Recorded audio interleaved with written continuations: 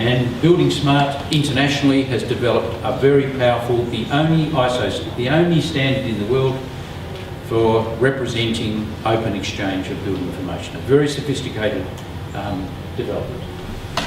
Procurement, legal issues and insurance.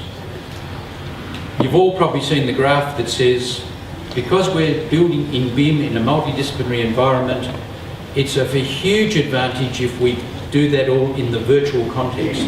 Before we start putting things on the site, let's assemble the team of people at the beginning, in part, in the design phase. It's just the traditional team of people. But the modelling is much more detailed than these schematic drawings that we used to do at concept and early design stage. Because the value of the model is its increasing detail and its increasing capacity to be analysed for performance. And logically, why don't we include some of the specialist people who erect and manufacture the products that we're designing, so that we get the feedback from their knowledge and expertise that comes from those steps in the process. And then instead of having a good design proposal with a very badly thought out technical solution, just because we haven't been able to talk to anyone who's a very good specialist at it, suddenly we've got that feedback in it, and instead we've got a high value, rapidly easy to build product, and we go forward. Now that's called integrated project delivery. It is the hot topic in the industry today. But it requires completely different legal arrangements, new modes of procurement. It requires treasuries to agree that we can appoint lots of people down the supply chain without going to tender.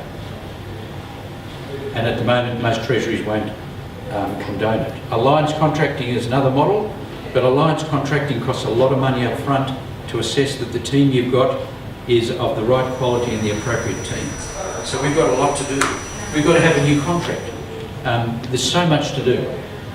Process. Do we document process? No. Here's a documented process. It's probably hard to read, but it uses an international business process modelling notation. It's an open standard. The tool that runs this is open software. You can do this straight away. From this process model, you can generate specifications for data required in the model.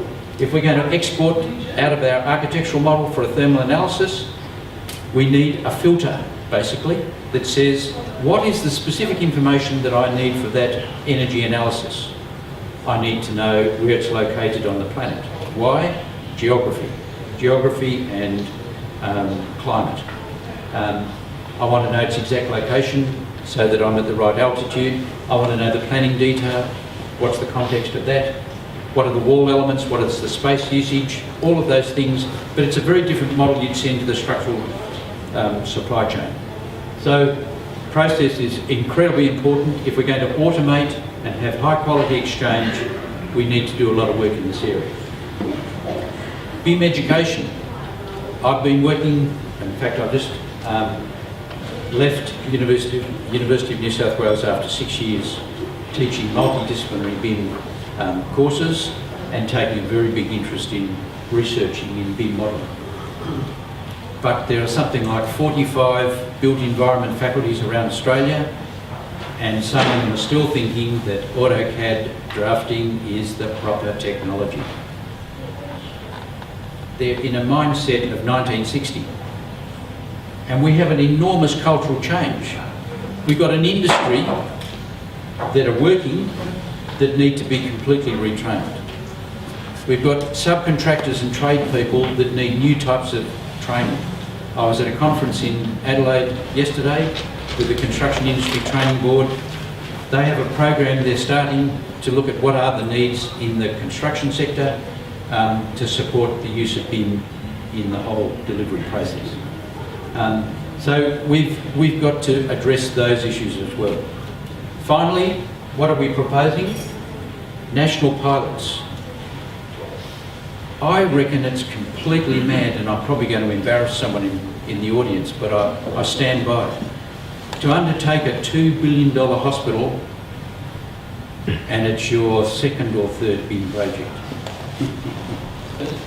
First project, $2 billion. A model that will be a test of the technology from top to bottom. What is the objective of that? We're doing what we did in the 90s for CAD, for 2D CAD. As soon as a big project came, we'll get into CAD. Great. There's only one guy in the office who knows anything about it. And what do we have to deliver by next week? It is madness. We should be having national pilots engaging our clients proactively in the government and in industry and saying, do you believe that BIM is good for you? Because I bet all of you think the person who gets the greatest gain out of BIM is the client and perhaps the users if it's a social purpose facility. But the greatest beneficiary is the owner of the building. And yet, do we hear from clients a constructive message on this? I've heard of a contract where they wanted BIM. BIM, the 3 letters BIM, was the definition of what they wanted. How can that be? Right? You're going to go to a big, large contractor and say, you've got to do a BIM project. Say, well, okay, I've only got 148 subcontractors, of which 10 think they know a little bit of 3D modelling. What do you want me to do? It's just totally over the top. I would prefer little small projects. This is a fantastic example. I don't know what the value of this building is, but let's say it's 15 to 20 million or something in that order. This is an architectural model with a beautiful steel structure. This is, as many of you probably know, Freycinet Peninsula in Tasmania. It's a wonderful bit of design. It shows everything that we would be passionate about. And yet the client didn't procure this. So why can't we go to Dexus and the Property Council of Australia and say, guys, do you support BIM? If you do, and Matt said Megan Motto thinks it's a no-brainer. Well, I think that's just a bit of an overstatement. But we should go to the Commonwealth and say, Department of Defence, do you think BIM is a good idea? If you do, what about letting out 3 projects across 3 of your major client groups, service delivery groups, and they're only 10 or 15 million each. And they're given a target about what is the objective of using BIM and what is the value. And those become case studies that the industry learns about. And we get much better development. We work off the experience, collective experience of the industry, not on the torture of one client who is in severe pain, or one contractor who's in severe pain because he's bitten the bullet and he didn't quite realise just how difficult it is. So there's a real opportunity here. But we can't do that individually. It has to be a national consensus. We have to go as a body, we have to go as a united industry and deliver. So what would the outcomes be? A declaration by the 2 client groups, right? Government and industry. We shake hands. We agree BIM is a good idea. That allows us to see that there's leadership. We're all doing this because we've personally been convinced about it. But wouldn't it be better if there was a national statement that said, this is what's good for our industry, this is what will keep us competitive in Asia, this is what will keep us competitive internationally, this is how we will be able to access information and other knowledge from other overseas projects, because we're all working in the same space, sharing common protocols, and we're building something together. This would make better use of our resources. We cannot afford to bust a gut individually and then only achieve 20% of the potential. And then, I think, we'd be in a starting position where we could genuinely claim we are able to innovate, we deliver real quality. I don't think today we can even measure the performance of our buildings in a way that we should be doing it. That's the goal. For designers, how can we measure the performance? Not just in one isolated thing, oh, that bit of steelwork will stand up, Well, that's a mandatory building code compliance performance.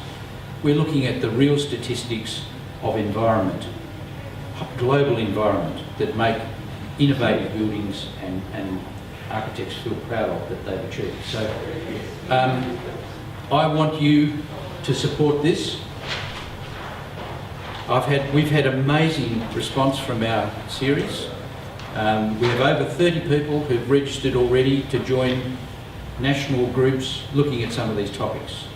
We have to demonstrate to the government that we're willing to contribute to this whole process. If the government is going to give us money, and that's what we're going to ask for, we have to give in kind. We have to give in technical expertise. We have to give in our commitment. We can't have, oh, Mr. Government, why can't you just give us some money? Why can't you just mandate automatically? It's not that simple. We should be a mature industry. We've got to do it. Thank you.